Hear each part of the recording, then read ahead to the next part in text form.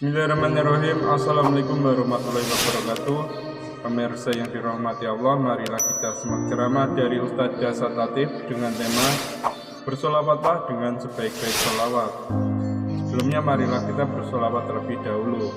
Allahumma sholli ala Sayyidina Muhammad wa ala ali Sayyidina Muhammad. Selamat menyaksikan. Apalagi setan yang ada di tengah-tengah kita. Itu kue bodos-dos. Sudah dibagikan satu, dia bilang belum. Ini ibu-ibu Columbus. Tahu ibu-ibu Columbus? Kelompok ibu-ibu pembungkus.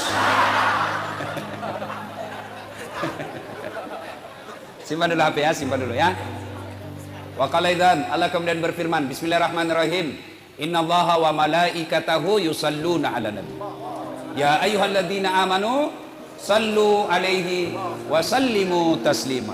Sesungguhnya Allah dan para malaikatnya berselawat kepada Rasulullah Muhammad SAW, maka wahai orang-orang yang beriman, berselawatlah kalian kepada Rasulullah dengan sebaik-baik selawat. Sallallahu ala Muhammad, sallallahu alaihi wasallam, sallallahu alaihi wasallam. Ibu bapak, saudara-saudara sekalian teristimewa yang kita hormati, Habib Fahmi beserta ibu, terkhusus sahibul bait yang mengundang kita di tempat ini. Mohon maaf saya lupa namanya Pak. Ya itu Nur Alfian. Kada manahan, rumahnya besar betul, Masya Allah. Itulah enaknya jadi orang kaya. Kalau orang kaya mau kalah kalian orang miskin. Benar. Orang miskin sholat, orang kaya juga sholat.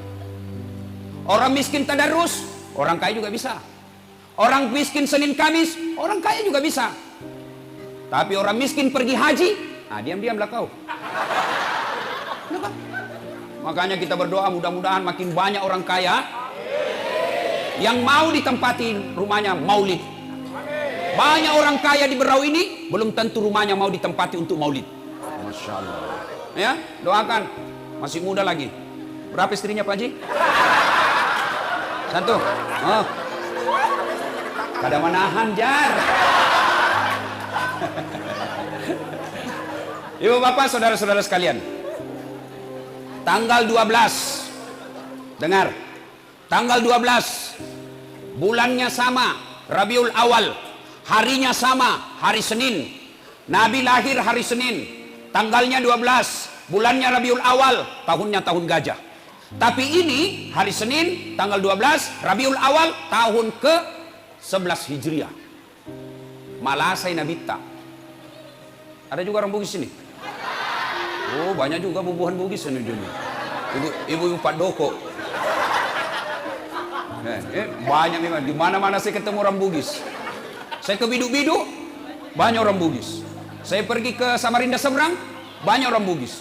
Saya ke Berau, banyak orang Bugis. Saya ke Bulungan, banyak orang Bugis. Saya masuk penjara, banyak juga orang Bugis.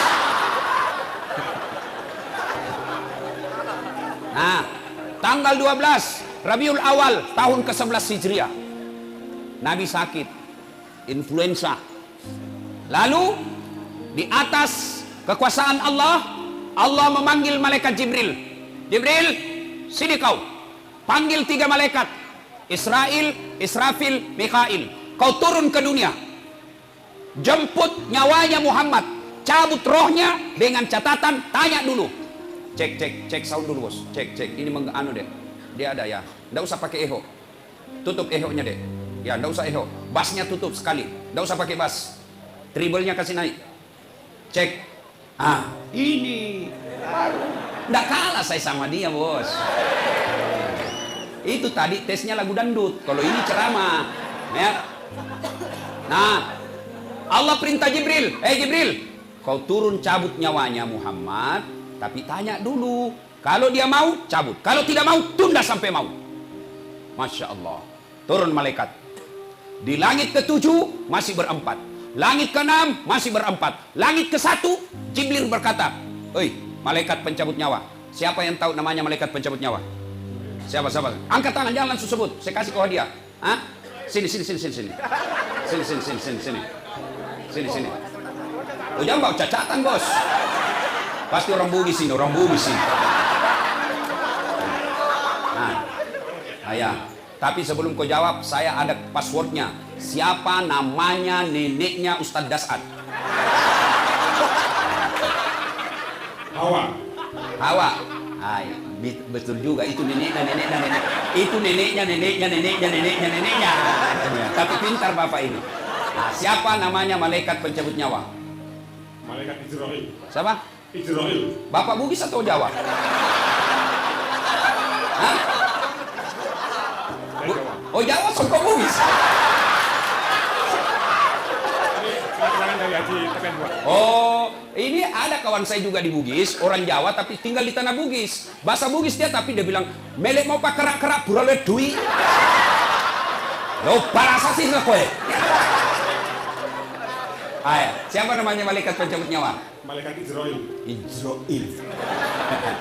Yalah, saya kasih kau duit hadiah 100.000. Ya. Bos, beda rasanya uang Kapolres itu, bos. Malaikat Israel turun. Lalu Jibril berkata, Israel, hari ini saya tidak bertugas, hanya kau yang bertugas. Kau turunlah cabut nyawanya Muhammad. Saya tunggu kau di sini. Tapi kata malaikat pencabut nyawa, ya selama ini kamu kan yang ketemu sama Muhammad. Saya tidak pernah ketemu. Kamu yang bersahabat selama ini. Kata Jibril, Anda, kau aja yang turun. Turun malaikat Israel, Israfil, Mikail. Ketuk pintu depan rumah Nabi. Assalamualaikum warahmatullahi wabarakatuh ya Rasulullah. Fatimah buka pintu. Tidak ada orang, Abah. Kata Nabi, sudah ada di dekatku. Lalu malaikat pencabut nyawa berkata, ya Muhammad, hari ini saya diperintah cabut nyawamu kalau kau mau. Menurutmu bagaimana? Kalau bapak ditanya, apa jawabanmu? Tuan rumah kalau ditanya, apa jawabannya? Hah? Saya tahu jawabannya. Disuruh cabut nyawamu, Ji. Tunggu dulu, istri baru satu.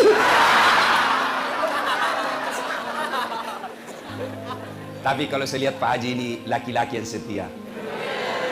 Kadawani.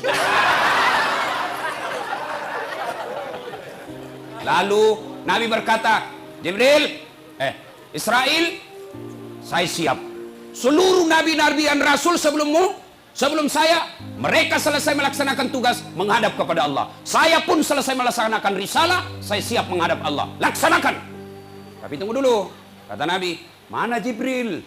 Oh, Jibril ada di langit, menunggu. Kau panggil dulu, ada sesuatu yang saya mau tanyakan. Baik, naiklah malaikat pencabut nyawa, ketemu sama Jibril. Hei, Jibril, saya bilang memang kau ikut. Banyak sekali bicaramu, deh cari kau temanmu. Turun malaikat Jibril. Itu malaikat Jibril kalau muncul depan Nabi, langsung muncul saja. Seperti yang iklan di televisi. Cuk, Wane Piro. Pernah lihat iklan toh? Wane Piro. Muncul. Lalu Nabi bertanya kepada Jibril, wahai Jibril, kalau hari ini saya harus menghadap kepada Allah, kalau hari ini saya harus dicabut nyawaku, tolong berikan saya kabar gembira. Tolong berikan saya berita yang menyenangkan. Lalu Jibril menjawab, ya Muhammad, seluruh malaikat yang pernah Allah ciptakan ngantri menyambut rohmu.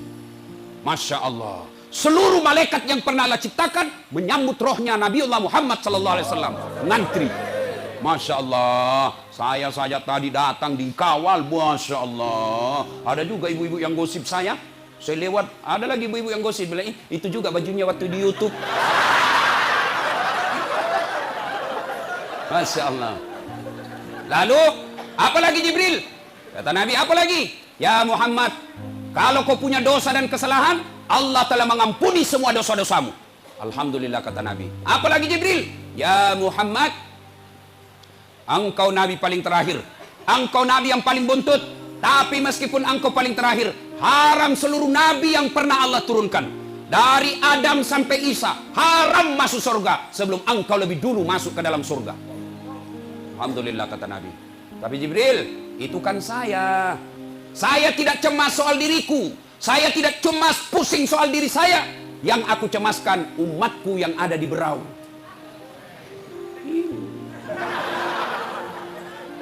Berikan Berikan saya kabar gembira Jibril, bagaimana umat saya? Jibril naik lagi, muncul. Ya Muhammad, saya dapat berita dari Allah. Apa gerangan? Ya Muhammad, meskipun engkau umat paling terakhir, meskipun engkau sudah tidak di tengah-tengah umatmu, meskipun engkau sudah tidak ada di berau, tapi selama umatmu berpegang kepada Quran, Sunnah, aman. Meskipun engkau tidak di tengah-tengahnya, mereka akan selamat dunia sampai akhirat. Quran, Sunnah. Nabi lalu berkata, Alhamdulillah, madecen nih Jibril, jamai jamamu. Baiklah, kerjakan tugasmu. Mundur malaikat Jibril. Maju malaikat pencabut nyawa. Ya Muhammad, maafkan saya. Kata Nabi, silahkan. Mulailah dieksekusi Nabi. Dicabut rohnya. Keluar nyawanya Rasulullah.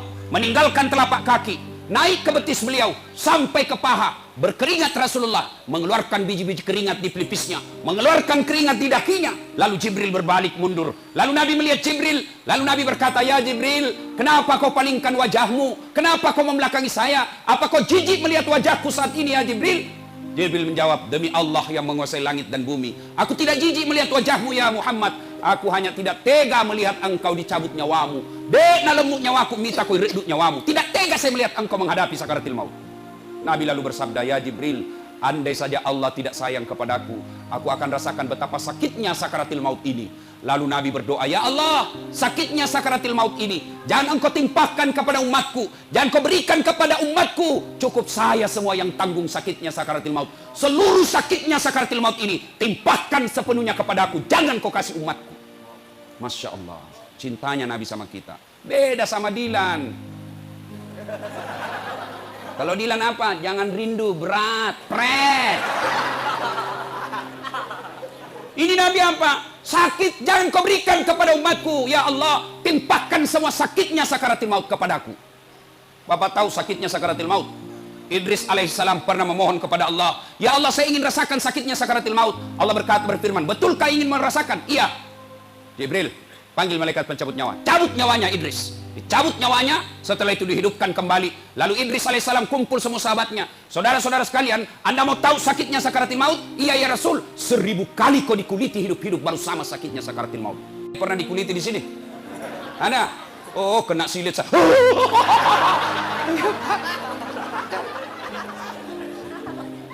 Baik, naik rohnya Rasulullah, meninggalkan paha sampai ke perut, menggigil Rasulullah sampai ke tenggorokan. Lalu Nabi bersabda, jaga solatmu, jaga salat kalian. Satu, jaga solatmu. Nabi tidak mengatakan jaga rumahmu. Nabi tidak mengatakan jaga rukomu, jaga kebun sawitmu. Tidak, Nabi katakan jaga solatmu, jaga salat kalian. Nih ibu-ibu, jaga salatmu ibu. Ini paling banyak dah salat ini kalau ada pengantin. Gara-gara make up, mukanya nak kira tembok, coklat, biru, abu-abu, keren. Dongo. Tahu dongo? Beleng-beleng. Tahu beleng-beleng? Dongo. Nah, kaulah itu. Hei, bu, boleh dandan, tapi jangan gara-gara dandan kau tidak sholat. Dongo namanya itu. Ini mukamu, biar kau klasik. Ada lebih parah, ada lagi lebihnya sedikit di sini. Saya bilang, kenapa lagi ada lebih-lebihnya? Dia bilang, seperti artis Korea. Artis Korea baru di Teluk Bayur tinggal.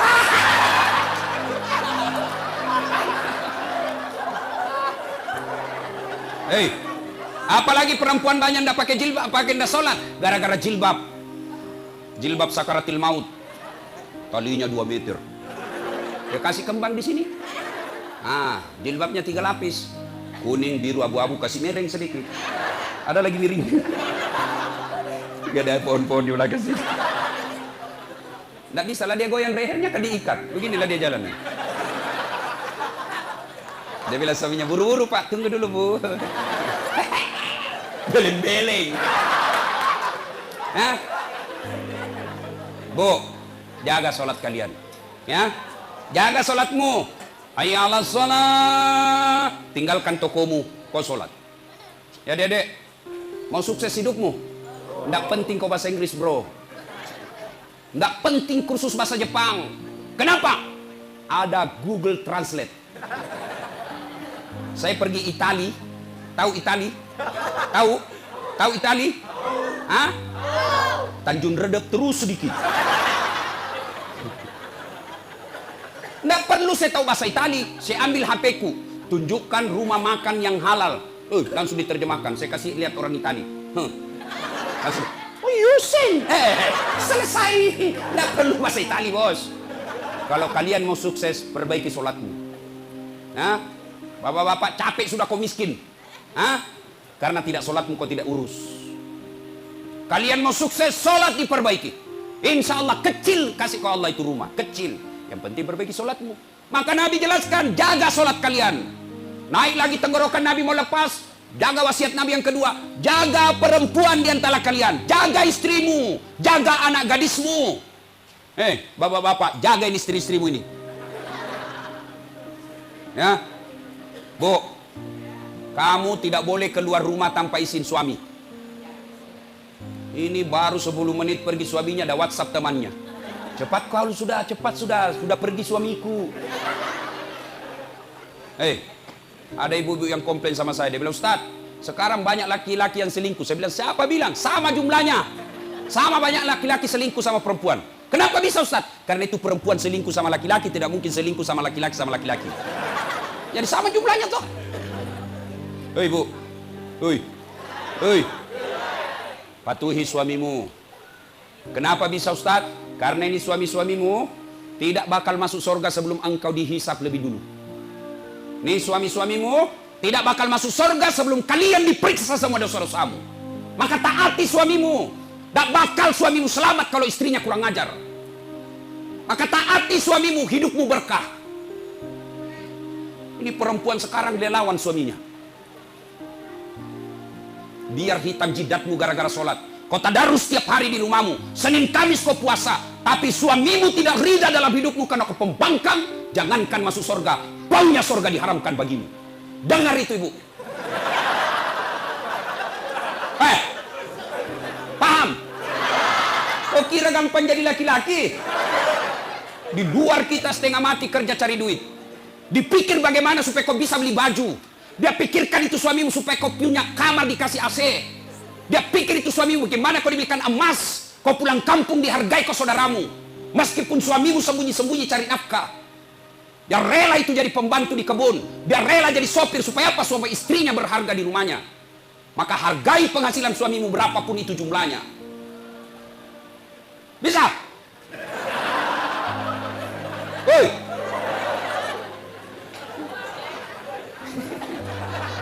Ini semua muka-muka pembangkang semua ini. Jelas, Ibu? Hei. Kata Nabi, jaga perempuan kalian. Bapak-bapak yang punya anak gadis, jaga itu anak gadismu. Ya, jangan sampai kalau dicari itu ayammu yang hilang daripada anak gadismu yang tidak pulang malam-malam. Ayam jagonya hilang, ngamuk 2 hari. Sekali anak gadisnya jam 10 malam belum pulang, tidak dicari. Jaga perempuan kalian. Yang ketiga kata Nabi, begitu naik di penghujung bibirnya, jaga sholat kalian, jaga perempuan di antara kalian. Yang terakhir, siapa yang disebut Nabi? Apakah Nabi sebut Aisyah istri beliau? Tidak. Apa beliau sebut Fatimah anak beliau? Tidak. Apa beliau sebut Hasan Husain cucu beliau? Tidak. Tidak satupun yang disebut keluarganya. Tapi siapa yang disebut Nabi? Ummati, ummati, ummati. Umatku, umatku, umatku. Kita semua. Begitu cintanya Nabi kepada kita. Begitu sayangnya Nabi kepada kita semua. Akhir hidupnya pun beliau masih menyebut kita. Sekarang pertanyaan buat kita. Sudahkah kita mencintai Nabi? Sudah mencintai Nabi? Nah sekarang kalau cinta kepada Nabi, bagaimana cara mencintai Nabi, Ustaz? 1. Cintai Nabi dengan cara apa? Banyak-banyak menyebut namanya. Dulu sampai sekarang, kalau ada orang saya suka, jangankan saya lihat mukanya, saya dengar saja namanya disebut langsung. Siapa yang debut itu? Orang Bugis bilang dum-dum gled, dumba-dumba glitter. Coba, adik-adik, pernah kau jatuh cinta? Pernah? Sering. Nah toh, Dulu ada perempuan artis saya suka betul. Saya dengar saja namanya, Masya Allah, saya mau sekali sama dia. Dia pun mau sama saya. Tapi mau muntah. Itu kalau ada orang kita senang, jangankan dilihat mukanya, sebut saja namanya sudah kita senang. Maka kalau Anda cinta kepada Nabi, banyak-banyak menyebut namanya. Bagaimana cara menyebut nama Nabi? Itulah selawat. Sallallahu ala Muhammad, sallallahu alaihi wasallam, sallallahu ala Muhammad, sallallahu alaihi wasallam. Ibu, kau sambil doakan itu anakmu. Jangan selalu bilang begini, Ustaz, air penerang, supaya cerdas anakku Ustaz. Biar Ustaz siapa yang bacakan ini air untuk anakmu, kalau ibunya ndak sholat, susah itu sampai doa. Kepala batu kau namanya. Doa penenang Ustaz. Kita nasi setengah mati. Datang 20 orang masing-masing saja.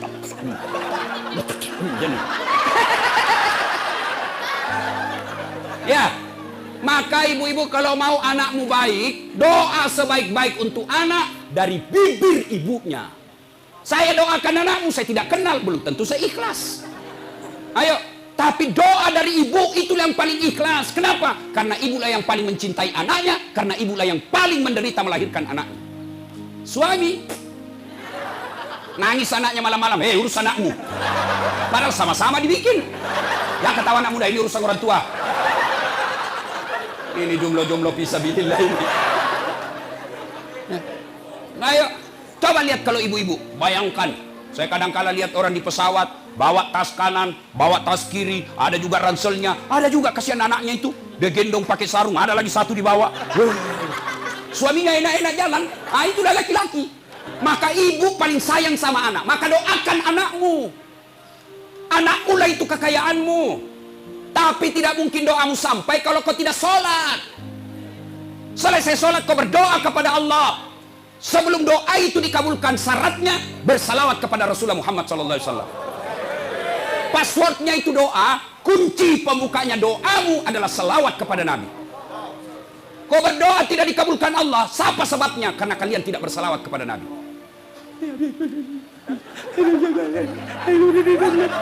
Kau tidak salawat, maka doamu tergantung langit dan bumi.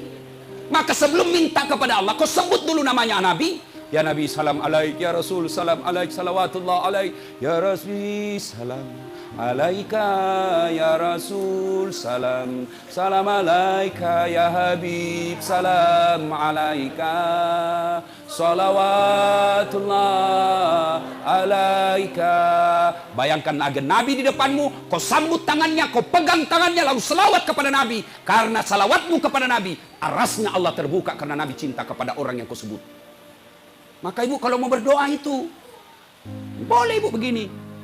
Allahumma shalli ala sayyidina. Allahumma shalli ala sayyidina. Allahumma niatkan ya Allah salawat ini salawat berkah ya Allah. Mudah-mudahan salawat ini engkau kabulkan doaku sehingga anakku bisa anak-anak saleh. Allahumma shalli ala sayyidina. Allahumma baca sebanyak-banyaknya. Sudah itu minumkan anakmu pagi hari sebelum segalanya masuk dan mau tidur kau suruh lagi minum. Boleh itu bu. Dengan keyakinan bukan air ini yang kasih cerdas anakmu. Tapi doamu yang dikabulkan Allah karena kalian cinta kepada Nabi, maka Allah mengabulkan doa-doamu. Ya, selawat. Kau membayangkan suami yang lagi pergi merantau, 2 hari ditelepon tidak ada jawaban, 2 minggu hilang HP-nya, tidak mungkin menyusul, maka kau kirim selawat untuk lindungi suamimu. Ya Nabi salam alaik, ya Rasul salam alaik, ya Habib salam alaik, salawatullah alaik. Ya Allah lindungi suami saya ya Allah. Ya Allah tutup mata hatinya terhadap perempuan ya Allah. Palingkan hatinya kepada aku ya Allah. Buat dia pusing kepalanya kalau dia tidak lihat saya 2 bulan. Wah pulang. Ya selawat. Adik-adik mau ujian kau selawat sebanyak-banyaknya. Itu bukti kecintaan kepada Nabi. Luar biasa. Ketika Allah perintah puasa, Allah tidak puasa. Ketika Allah perintah haji, Allah tidak ikut menunaikan ibadah haji. Tapi ketika Allah perintah kita berselawat, firman Allah, innallaha wa malaikatahu yusalluna alaihi. Allah dan para malaikatnya bersalawat. Bayangkan Allah malaikat bersalawat kepada Rasulullah. Dengan catatan bersalawatlah kalian kepada Rasulullah dengan sebaik-baik salawat. Kalian bersalawat tidak semangat. Nah bilang malaikat, nggak bisa kau ini. Ya, selawat. Ibu-ibu, lagi ada utang belum lunas-lunas, sudah mau jatuh tempo, cemas, bentengi penagihmu dengan selawat. Nabi salam alaik, ya Rasul salam alaik, ya Habib salam alaik, salawatullah alaik. Satu, cinta kepada Nabi, banyak-banyak menyebut Rasulullah Muhammad SAW. Yang kedua, kalau cinta kepada Rasul, maka laksanakan sunnah-sunnahnya. Tidak usah yang berat-berat dulu. Yang gampang-gampang. Satu, minum jangan pakai tangan kiri. Ini sunnah ini. Yang sederhana saja. Minum pakai tangan kanan. Ya misalnya toh. Nah ini bagus seandainya di gelas. Nabi minumnya bukan begini. Tangan kiri. Boleh minum tangan kiri, tapi dibantu dengan tangan kanan. Sama begini. Boleh. Kalau begini. Jangan minum sambil berdiri. Kenapa? Minum dan makan sambil berdiri adalah minum bersama dengan setan. Kalau kau terlalu sering minum berdiri, maka wajar sifatmu seperti setan. Kenapa kau selalu minum bersama dengan setan? Jadi bagaimana caranya Ustaz? Begini. Pakai tangan kiri? Boleh. Tapi bantu tangan kanan. Bismillahirrahmanirrahim. Sudah? Paham? Ulang lagi. Kasih contoh yang kedua. Supaya sunnah 3 kali. Jelas. Maka ibu-ibu, kalian orang kaya, ya dengar. Kalau ada pengantin, jangan kau bikin pesta standing party. Jangan kalian bikin pesta berdiri, itu tidak sunnah. Kalaupun kau melaksanakan pesta berdiri, tolong sediakan minimal 10 kursi untuk tamumu yang mau makan berdasarkan sunnah. Saya biasa kalau pergi pengantin rumah orang-orang kaya yang modern tapi dongo, berdiri semua, enak betul makanan, tapi tidak ada kursi, terpaksa kami tidak makan. Kenapa? Masa Ustadz makan berdiri? Tidak bagus. Maka terpaksa kami lihat-lihat saja, pulang. Maka kalau kalian melaksanakan sunnah, tetap sediakan kursi bagi mereka yang mau makan sambil ingat kepada sunnah. Makan, minum pakai tangan kanan, jangan sambil berdiri. Itu dulu aja, pelihara sunnah-sunnahnya yang sederhana. Apalagi kalian laki-laki kalau kencing, jangan kencing berdiri, karena kencing seperti itu kencing bersama dengan setan. Maka kencinglah kau duduk, jangan kencing sopir. Buka pintu mobil. Masih ada 1-2 tetes. Memangnya kelereng. Yang ketawa ibu, ini urusan laki-laki. Atau ada juga ibu-ibu kencing berdiri? Banjir men. Ustadz, bagaimana kalau misalnya di tengah jalan tidak ada air? Sekarang kan ada tisu basah. Begitu sampai masjid, tetap kau wajib cuci alena beliau. Tidak ada apa air Ustadz, tidak ada tisu. Aku pakai daun. Daun, ambil daun 3 lembar. 3 lembar. Sudah itu, begini cara gosoknya. Jangan kasihlah ibu-ibu. Gak usah kamu tahu. Coba lihat. Gosok pertama, ambil daun pertama begini. Jangan dilihat ibu. Gosok kedua, ambil lagi daun, gosok begini. Ke atas. Ambil daun ketiga, gosok ke bawah. Baru bersih. Jangan kau kasih begini. Tambah kotor. Nggak boleh kau begini. Tambah kotor. Jelas? Jelas? Masuk masjid, dapat air, tetap wajib dicuci. Kalau tidak dapat air, mau masuk waktu sholat dan habis waktu sholat, silakan tayamum. Tidak perlu lagi kau cuci. Jelas? Nah, tapi sebelum kau pakai itu daun, periksa baik-baik. Siapa tahu ada ulat cembulu-ulu. Itu aja dulu, yang sederhana. Kenapa ibu? Panas. Konsumsi. Nggak nampak. Memang ini urusan laki-laki bu. Dah, itu aja dulu sunnah-sunnah yang gampang-gampang. Apalagi Ustaz, sunnahmu apa? Jangan kau buang air besar menghadap kiblat. Itu sunnah. Boleh tidak menghadap kiblat? Boleh, tapi tidak sunnah. Kalau kalian cinta kepada Nabi, besok kalau ada toiletmu menghadap dan membelakangi kiblat, balik itu. Putar itu toiletmu. Tidak bisa ditukar lagi Ustaz, tidak ada ongkos, kau aja yang balik. Sudah, itu sunnah. Ya, banyak lagi sunnah-sunnah yang sederhana-sederhana saja dulu. Apalagi Ustaz? Apalagi? Sunnah. Mulai agak susah-susah sedikit. Apa itu Ustaz? Yuk, tiada hari tanpa wudu. 24 jam ada wudu. Mau pergi sekolah wudu dulu. Mau ke pasar ibu wudu dulu. Bapak-bapak mau ke kebun wudu dulu. Bapak-bapak mau pergi kerja wudu dulu. Ibu-ibu mau pergi gosip wudu dulu. Ya, udah laksanakan sunnah-sunnahnya. Yang berikutnya, kalau cinta kepada Rasul, setelah melaksanakan sunnah-sunnahnya, apalagi kalau cinta kepada Rasul, memelihara amanah warisannya. Apa warisannya Nabi? Istana? Bukan. Apa warisannya Nabi? Kantor gubernur? Bukan. Apa warisan Nabi? Al-ulama'u warisatul anbiya. Ulama adalah pewaris para nabi. Maka cintai guru-guru kalian. Cintai ulama, bukan dasatnya, tapi profesinya sebagai penyiar agama. Adik-adik saya tanya, kamu tahu halal haram ilmu dari mana? Dari guru. Kamu tahu rukun-rukun sholat bukan dari presiden, bukan dari menteri, bukan dari Pangkostrat, tapi kalian tahu hukum-hukum Islam dari mana? Dari guru atau ulama. Maka muliakan ulama. Jangan sampai kalian lebih menghormati artis daripada ulama. Kalau artis yang datang jemput pakai pengawal, pakai koridor tentara polisi, padahal dia cuma datang bawa alamat palsu. Kelihatan pahanya, kelihatan dadanya. Kadang juga dikasih pegangnya, dikasih pacina-cina saja kita. Kadang dikasih pegangnya, dikasih dia saja mundur-mundur. Adalah Pak Haji di depannya begini. Pulang kasih duit 100 juta. Sampai Jakarta dia pakai narkoba itu duitnya. Giliran imam kau butuhkan, kau jemput tidak, kau kirimkan Gojek. Jemput Pak Imam. Datanglah dia pakai motor. Kehujanan. Satu mantel 2 orang. Sudah sampai kadek? Belum kak? Lama benar ding? Belum lagi? Itu jana lagi satu-satu kaki kita di belakang. 1 jam kita hapsian. Busa-busa kali paknya semua. Bulik, kasih pisang samuan 20.000, dihantam-hantamnya. Yang ketawa saya sini.